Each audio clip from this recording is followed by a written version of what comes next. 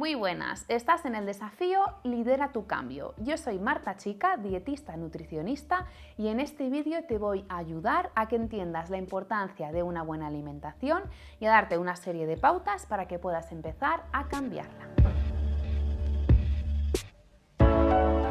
Empezamos este vídeo hablando sobre la importancia de una buena alimentación y qué puedes hacer para empezar a cambiarla. Primero quiero que entiendas el concepto de alimentación, porque alimentación no solamente engloba el hecho de tener un cuerpo bonito, no solamente es estética. Principalmente queremos estar nutridos, bien alimentados, para garantizar que nuestro cuerpo va a ser capaz de cumplir con todas sus funciones de manera muy eficiente.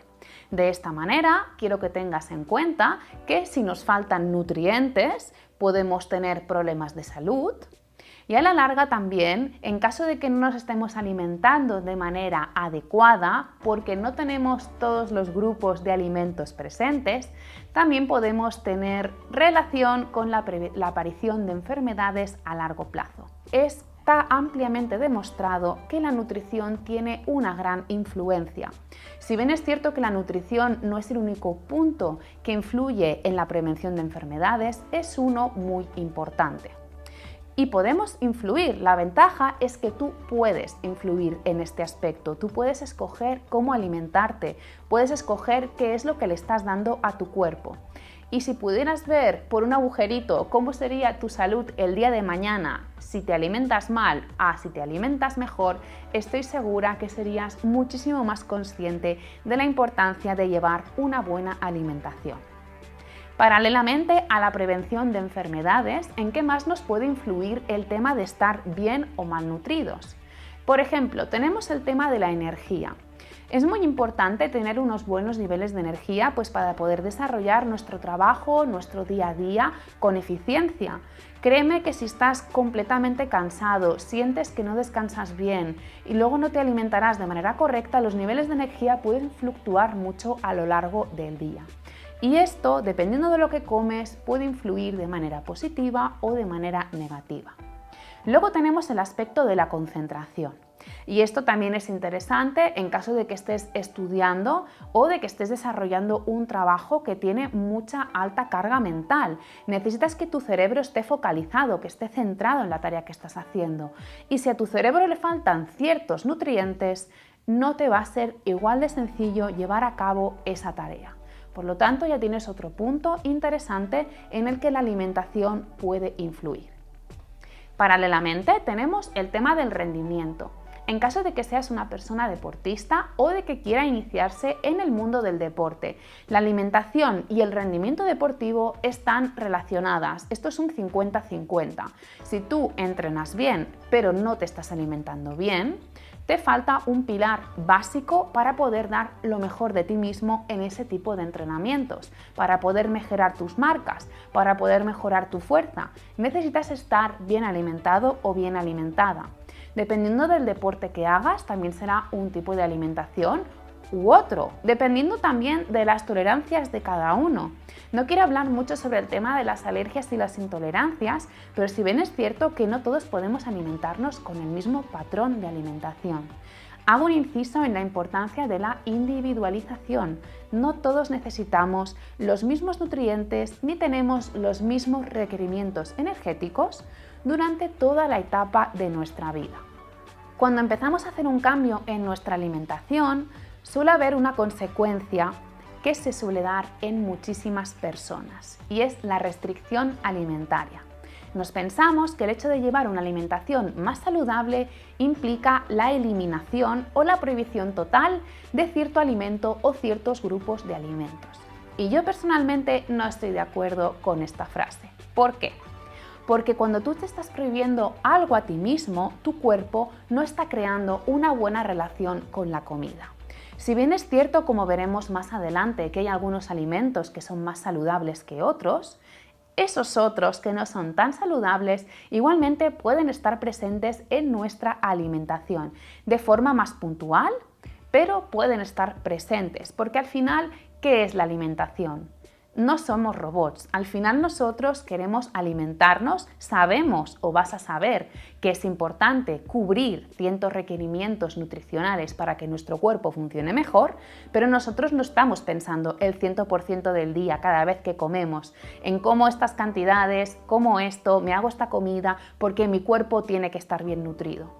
Nosotros también comemos por placer. Al final la alimentación, el acto de comer es un acto social y es un acto de placer y los seres humanos disfrutamos con la comida.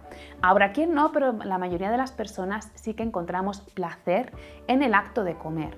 Por lo tanto, si hay algún alimento que te provoca placer, te gusta comerlo y te lo estás prohibiendo, sientes que en este proceso de cambio te falta algo, te estás quitando algo y al final no lo vas a disfrutar. Y todo proceso de cambio es un proceso de aprendizaje, pero también de disfrute. Tienes que disfrutar viendo tus cambios, viendo cómo mejora tu estado de salud, cómo mejora tu estética, cómo mejoran tus niveles de energía.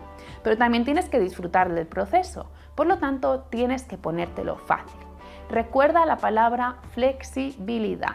Para mí es importantísimo. Lleves el tipo de dieta que lleves, la alimentación que sea flexible, que haya margen a las improvisaciones, a una cena improvisada con amigos, a una comida en familia que no tenías planificada. Deja que entre en tu vida porque al final lo que realmente estará contando es el total, el global, ya no solo de un día, ni de una semana, ni de un mes.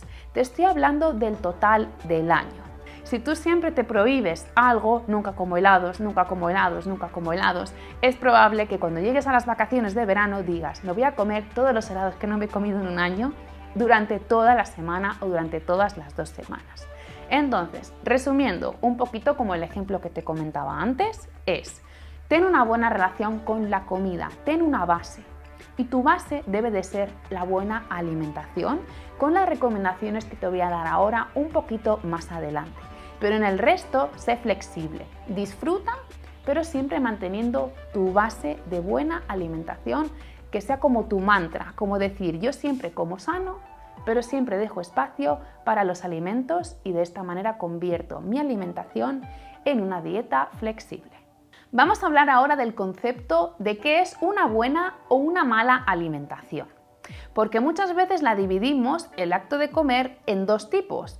En me alimento bien o llevo una buena alimentación o por el contrario no. Y es que ahora mismo estoy llevando una mala alimentación. Entonces, vamos a especificar un poquito qué es una mala alimentación y qué repercusiones a largo plazo puede tener tanto a nivel estético como a nivel de salud. Alimentarnos mal, o lo que se conoce por alimentarse mal, incluye el llevar una alimentación basada en alimentos ultraprocesados, es decir, todos aquellos alimentos que compramos que están hechos por la industria alimentaria, que son artificiales y que no encontramos de manera natural en el mundo, ya sea animal o vegetal. Te voy a poner unos cuantos ejemplos para que me puedas entender por dónde voy y de lo que estoy hablando. Todo lo que son alimentos ultraprocesados ya pueden ser dulces, como por ejemplo las galletas, los cereales azucarados del desayuno, todo tipo de chocolates con leche, los helados, etc. Y también pueden ser salados. Otros ejemplos, tenemos toda la comida fast food que ya viene elaborada, como las pizzas congeladas o las hamburguesas. También tenemos las salsas industriales, tenemos todos aquellos snacks fritos embolsados, como las patatas fritas, otro tipo de ganchitos, las palomitas de maíz con grasa añadida, etc. De ejemplos hay un sinfín. ¿Qué ocurre? Pues que sí que es cierto que hay porcentajes de la población que basan su alimentación en este tipo de alimentos, si es que se les puede denominar alimentos, porque en verdad es comida industrial artificial. Y aquí está el problema, en tener un mal balance, ¿de acuerdo? Lo que tenemos que intentar es priorizar los alimentos sin etiquetaje y dentro del concepto, recuerda, flexibilidad, que un pequeño porcentaje de nuestra alimentación incluye alimentos ultraprocesados, aquellos con los que de vez en cuando nos apetece darnos un gusto, como con una marca de chocolate en concreto, un helado o una galleta de vez en cuando. Consecuencias para nuestro organismo y para nuestro cuerpo cuando llevamos una alimentación muy rica en alimentos ultraprocesados.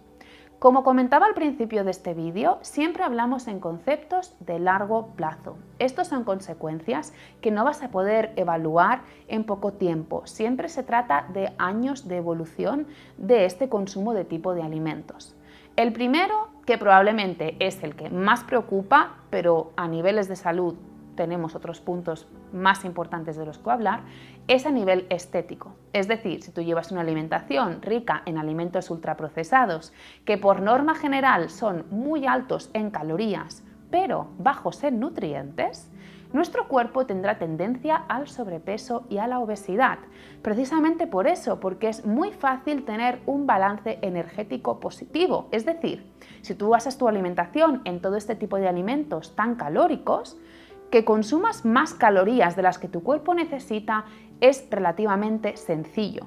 Por lo tanto, tenemos el riesgo de caer en el tema del sobrepeso y la obesidad, que no son enfermedades como tal, pero sí que pueden derivar en algunas de ellas como consecuencia en el futuro. ¿Y de qué enfermedades estoy hablando cuando hablo de llevar una mala alimentación a largo plazo? Principalmente hay varios puntos que repercuten en ello. El primero en aparecer suele ser la diabetes, la hipertensión y la hipercolesterolemia. Es decir, tener una tensión elevada por culpa del consumo de alimentos ultraprocesados, tener problemas de gestión con el azúcar en sangre, es decir, cuando nuestro cuerpo tiene demasiada glucosa en sangre derivada del abuso de este tipo de productos a lo largo de muchos años, pues podemos acabar necesitando al final medicación. Y la diabetes tipo 2, si bien es cierto que en una etapa inicial se puede revertir, a largo plazo ya vamos a necesitar medicación de por vida. La hipercolesterolemia es otro punto que es muy conocido, cómo el colesterol, cómo los alimentos que nosotros consumimos afectan negativamente a nuestro colesterol en la sangre. ¿Y por qué es importante tener el colesterol bajo control? Porque es un factor de riesgo en enfermedades cardiovasculares. Por lo tanto, no me quiero extender demasiado en la explicación del colesterol, pero sí que hay algunos alimentos que incrementan el colesterol bueno y algunos que incrementan el colesterol malo. No solamente los alimentos con colesterol de origen animal incrementan el colesterol malo. Hay muchos estudios que demuestran que los alimentos ultraprocesados ricos en azúcares y en grasas trans o hidrogenadas también aumentan el riesgo de cardiovascular, incrementando los niveles del colesterol malo. Por lo tanto, aquí tienes otro motivo por el cual reducir el consumo de todo este tipo de alimentos o por lo menos no basar tu alimentación en ellos. En caso de que estés en ese punto en el que deseas cambiar tu alimentación, hay unas fases mínimas de recomendaciones que debes de saber y que te voy a explicar a continuación. La primera recomendación es que empieces por lo fácil, es decir, lo que te he dado en los ejemplos anteriores es que bases tu alimentación en comida real. Fíjate porque es muy sencillo de identificar este tipo de alimentos y es que no llevan etiquetaje alimentario. Tenemos los vegetales, tenemos las frutas, tenemos las legumbres, tenemos los cereales integrales, tenemos los tubérculos. Tú coges una patata y la patata no lleva lista de ingredientes, es un ingrediente y es la patata. Con la carne, con el pescado, con los huevos, con los frutos secos, son todo ingredientes, alimentos primarios, es decir, no están tratados. Tal cual los encontramos en la naturaleza, es como los vamos a consumir. Por lo tanto, no necesitan mayores especificaciones. En esto es en lo que tú debes basar tu alimentación. Recordemos el concepto de flexibilidad. Si la mayoría de mi alimentación es saludable, pongamos un 80%, el otro 20% puede ser flexible. Esto es lo que se conoce como la regla del 80-20. Si tú ya te conoces esta regla y vives dentro del 80-20, siempre puedes ser un poquito más puntilloso y subir al 90-10, que también estaría bien. Es muy complicado que alguien haga un 100% de alimentación solo con comida real. Supongo que habrá gente que lo podrá llevar a cabo, pero yo siempre te digo una cosa. Si a nivel mental tiene que tener repercusiones el hecho de que controles tanto lo que tú comas y de que te estés privando de todo aquello que te gusta, creo que no vale la pena.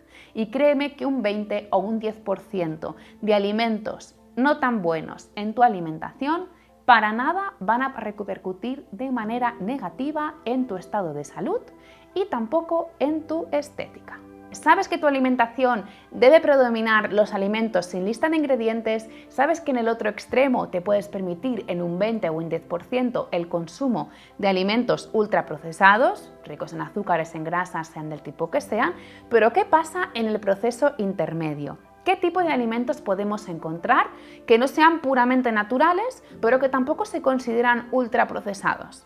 Pues tenemos todo lo que es la gama de alimentos que se consideran buenos procesados, es decir, todos aquellos alimentos que han sido tratados por la industria alimentaria, que parten de materias primas, pero que han tenido un procesamiento ligero o que los ingredientes que se han utilizado para obtener este producto son saludables.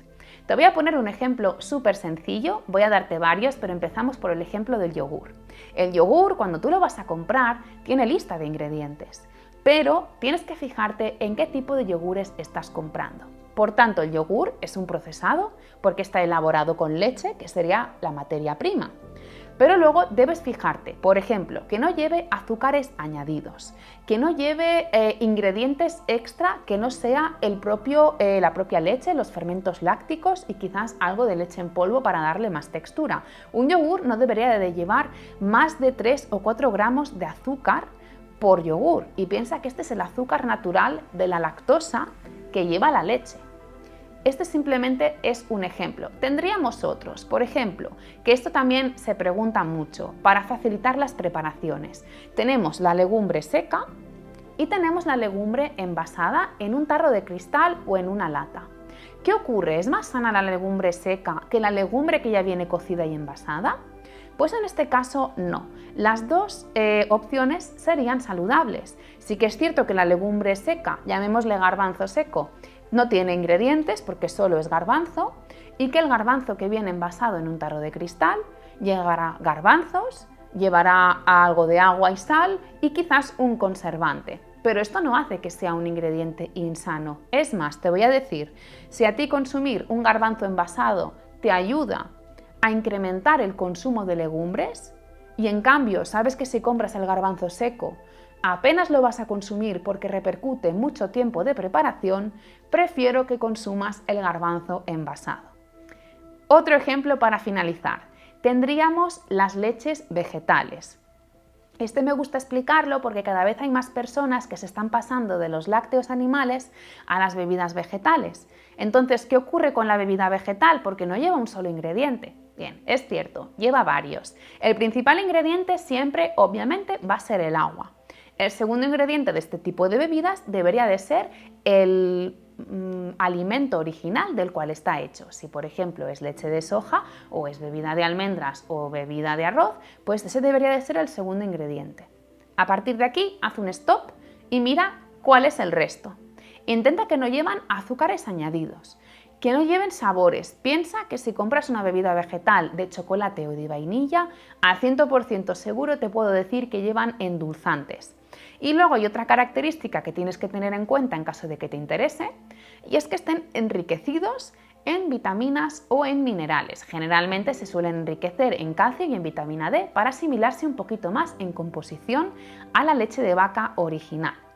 En este caso, esa fortificación artificial tampoco sería insana, porque sería en beneficio de hacer un alimento más completo para nuestra salud.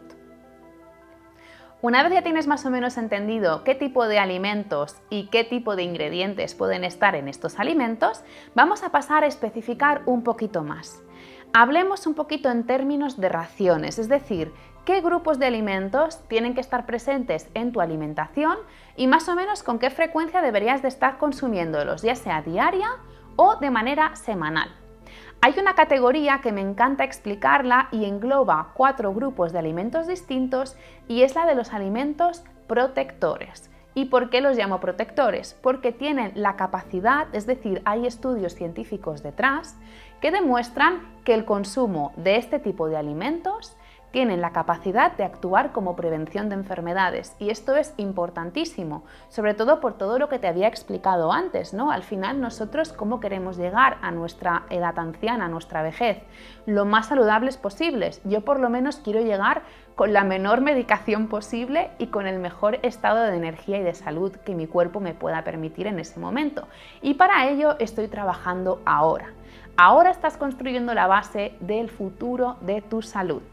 Entonces, hablando de alimentos protectores, voy a contarte un poquito qué grupos son y qué alimentos los engloban. Principalmente son 4. Tenemos las frutas, tenemos también las verduras, tenemos las legumbres y tenemos los frutos secos. Por lo tanto, si sabes que estos 4 grupos de alimentos tienen este papel tan importante en nuestra salud, por supuesto debes de entender que tienen que estar presentes en nuestra alimentación en la mayor cantidad posible. Frecuencia. Ejemplo, seguro que conoces el tip de las 5 raciones al día. Estas 5 raciones al día engloban frutas y verduras y no va mal encaminado porque en verdad se recomienda de 2 a 3 piezas de fruta todos los días y al menos 2 raciones de verdura también todos los días.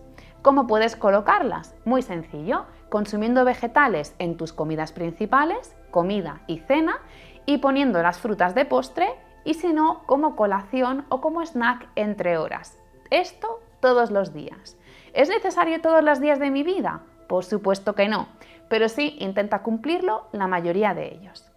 Luego tenemos las legumbres. Importante, yo creo que la legumbre es un grupo de alimentos que cada vez está en más desuso. Antes era muy utilizado en la cocina tradicional.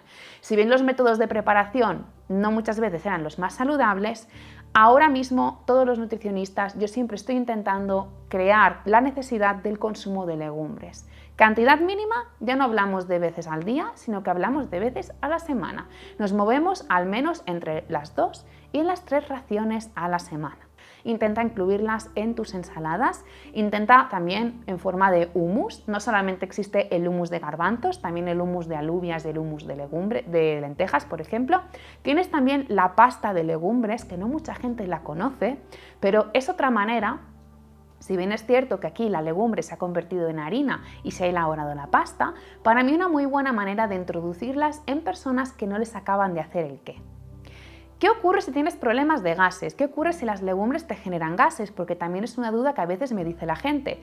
Marta, es que no consumo legumbres porque me sientan muy mal. Pues hay ciertas tips o ciertas cositas que puedes hacer para mejorar la tolerancia. La primera es que des preferencia de todas las legumbres que hay a la legumbre fresca, como el guisante y la haba. Son legumbres, pero por tanto este tipo de legumbres no te van a dar tantos gases. Luego, dentro de la legumbre clásica seca, lo que es la lenteja, el garbanzo y la alubia o frijol, tendríamos la lenteja como la mejor tolerada. Y dentro de la lenteja quiero que sepas que existen varios tipos y algunos de estos tipos de lentejas no llevan piel, como la lenteja roja y la lenteja amarilla.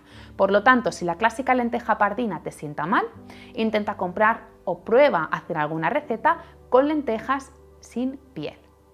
Los garbanzos, hay una cosita que puedes hacer para mejorar su digestión y es pelarlos. Si bien es un proceso un poquito pesado, créeme que tu intestino lo va a agradecer en caso de que tengas problemas de fermentación con este tipo de alimentos. Con paciencia, un día te sientas, coges un bote, lo abres, los lavas bien y uno por uno vas pelando los garbanzos. A partir de ahí ya puedes elaborar tu cocido, tu hummus, tu ensalada o lo que quieras, que te aseguro que te van a sentar 100% mucho mejor. Y el último tip que te quería dar es utilizar especias carminativas. ¿Y qué son? Significa que ayudan a disminuir la generación de gases a nivel gastrointestinal. Tendremos el laurel, que es la clásica hoja verde que se utiliza en todo tipo de hervidos y cocidos, y luego tenemos también el comino. El comino es una especie que se utiliza mucho también en cocciones de legumbres precisamente por este motivo. En caso de que no te guste, bueno, quédate con el laurel, pero te aseguro de que un poquito de comino en la cocción de tus legumbres o como aderezo en las ensaladas te va a ayudar mucho a digerir este tipo de alimentos. El cuarto grupo de alimentos que pertenece a los alimentos protectores son los frutos secos. Aquí hay muchísimos tipos y si hay un tip que te puedo dar a la hora de consumirlos es que le des preferencia a los frutos secos que se venden naturales o también tostados, porque hay muchos que vienen fritos y salados. Y aquí, aparte de estar sumando calorías extra, estás sumando muchísimo sodio a tu alimentación, que tampoco es saludable un exceso de sal, y también estás añadiendo aceites refinados sometidos a altas temperaturas, que tampoco son saludables. Frutos secos, los que quieras. Cantidad, un puñadito todos los días, sí, todos los días. Igualmente que te comentaba con las frutas y las verduras, no hace falta que lo hagas a diario de manera obligatoria, pero sí que te recomiendo que formen parte de tu alimentación habitual. Recuerda que tienes las nueces, las almendras, las avellanas, los pistachos, tienes también los cacahuetes, cualquier tipo de fruto seco, muchos de ellos los puedes encontrar en forma de crema o en forma de mantequilla. Y finalmente tendríamos las semillas. Englobamos dentro del mundo de los frutos secos también las semillas porque también destacan por su contenido en grasas buenas. Especialmente hay dos que me encantan por su contenido en omega 3 de origen vegetal y son las semillas de lino y las semillas de chía. Por lo tanto, en caso de que quieras darle un chute de grasas saludables a tu alimentación, no te olvides en incluir frutos secos, semillas, aquellos que más te gusten.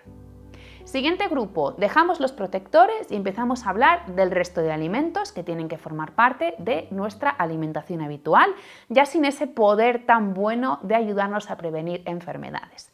Vamos a hablar un poquito de las proteínas. Para que conozcas un poquito qué proteínas tenemos, principalmente las vamos a dividir en dos grupos. Tendríamos la proteína de origen animal, donde englobaríamos la carne, ya sea blanca o roja, tendríamos los pescados, ya sean blancos, azules, tendríamos también el marisco y tendríamos los huevos. Principalmente estos serían los que destacaríamos más por su contenido en proteína. Paralelamente tenemos el grupo de los alimentos proteicos de origen vegetal, interesante en caso de seguir una dieta vegetariana y también una dieta vegana. ¿Qué destacaríamos más? Y aquí te vas a sorprender o no porque voy a volver a hablar de las legumbres. La legumbre es un alimento protector que también englobamos dentro de los alimentos proteicos del mundo vegetal. Hay uno que destaca mucho por su contenido proteico completo, es decir, tiene todos los aminoácidos y es la soja. Y por ende también sus derivados, la soja texturizada, el tofu y también el tempe. Estos son proteínas completas de un valor nutricional equivalente a la carne o al pescado. Por lo tanto, en caso de seguir una dieta vegetariana o vegana o en caso de que seas omnívora o omnívoro y quieras empezar a reducir tu consumo de producto animal, puedes entrar en el mundo de la proteína vegetal por la soja y sus derivados. También tendríamos como complementos, si bien no destacan tanto por su contenido en proteína, cabe mencionar, los frutos secos y las semillas, aparte de contener grasas, también contienen un pequeño porcentaje en proteínas y también tendríamos, podríamos ponerlo aquí también, todo lo que serían los derivados o símiles lácteos de la soja. Estamos hablando también de legumbres, pero hablamos más de bebida vegetal y de postres en forma de yogur. También cuentan como complemento porque derivan del mismo tipo de ingrediente. Por lo tanto, ya sabes que debes incluirlos a diario en tus comidas principales. Seguimos con el siguiente grupo y aquí tenemos que hablar de los hidratos de carbono. Este suele crear un poquito de controversia, sobre todo si estamos buscando una mejora estética de nuestro cuerpo. Para nada es necesario eliminar el grupo de los carbohidratos, lo que sí que tenemos que tener es claro qué elecciones hacer, ¿vale? Entonces, ¿a qué alimentos ricos en carbohidratos vamos a darle preferencia? Le vamos a dar preferencia a aquellos que sean de grano integral, como el arroz integral, la quinoa, la pasta integral, tenemos otros menos conocidos como el mijo, el trigo sarraceno, etc. Los tubérculos también tienen que estar presentes, hablamos de la patata, el boniato o batata y también la yuca. Son alimentos saludables que también nos están aportando energía de rápida asimilación. Y finalmente, dentro del grupo de los hidratos de carbono tenemos los tubérculos y los cereales integrales Sí, voy a volver a hablar de las legumbres, porque las legumbres son más o menos un 50% proteína y un 50% carbohidrato. Así que a estas alturas ya te habrás dado cuenta de la importancia de consumir este grupo de alimentos. Nos falta hablar sobre el grupo de las grasas. Lo que tenemos que tener en cuenta es, primero, que son importantísimas para que formen parte de nuestra alimentación, es obligatorio su ingesta, pero también debemos de saber de qué alimentos las obtenemos. La mayoría de ellos, en donde obtendremos las grasas buenas, provienen del mundo vegetal. Dentro de España tenemos el autóctono aceite de oliva virgen extra. En caso de que en el país en donde resides el aceite de oliva no sea típico de allí, puedes recurrir también al aceite de aguacate, el aceite de canola o el aceite de lino. Luego tenemos también el aguacate. El aguacate es una grasa buenísima. El aguacate se considera una fruta, es una fruta, pero es una fruta con una característica muy concreta y es que destaca por su contenido en grasas. Con el coco pasa lo mismo, si bien las grasas del aguacate tienen un efecto cardioprotector. Los frutos secos, de los cuales ya he hablado varias veces que deben de estar presentes en nuestra alimentación, se consideran una grasa buena, por ende también las semillas. Y finalmente, el último grupo de grasas buenas que pertenece al mundo animal son los pescados azules. Los pescados azules destacan por su contenido en omega 3, esencial en todas las etapas de la vida, especialmente en el crecimiento y en el embarazo o en aquellas etapas en las que necesitamos reforzar nuestra concentración mental. Por lo tanto, ya conoces todos los grupos de alimentos que deben de formar parte de tu alimentación, de tu estilo de vida. Si hay alguno de ellos que crees que no estás tomando a diario o no estás tomando en la suficiente cantidad, ya tienes un buen motivo para volverlo a incluir o buscar algún tipo de receta, alguna manera novedosa de consumirlo de manera más habitual. Para finalizar este vídeo quiero proponerte un experimento. Me gustaría que reflexionaras conmigo dándote un ejemplo y que te des cuenta de en qué punto estás. Hablemos de que tenemos una balanza ficticia con dos extremos. En un extremo tenemos la alimentación saludable, lo que queremos que sea nuestra base para garantizar una buena nutrición y salud a largo plazo. Esto sería el 80% o intentaríamos que se moviera entre el 80 y el 90% del global de nuestra alimentación. Recuerda que en este lado de la balanza tenemos las frutas, las verduras, las legumbres, los frutos secos, las proteínas, los carbohidratos, etc. En el otro extremo de la balanza tendríamos nuestros caprichos, nuestros alimentos ultraprocesados que tanto nos gusta consumir, aquellos que sabemos que son altos en azúcares, altos en grasas que no son demasiado saludables, pero que nos proporcionan placer y que a estas alturas ya te habrás dado cuenta que no es necesario que elimines de tu dieta. Date cuenta por dónde puede inclinarse la balanza. Piensa en qué punto estás.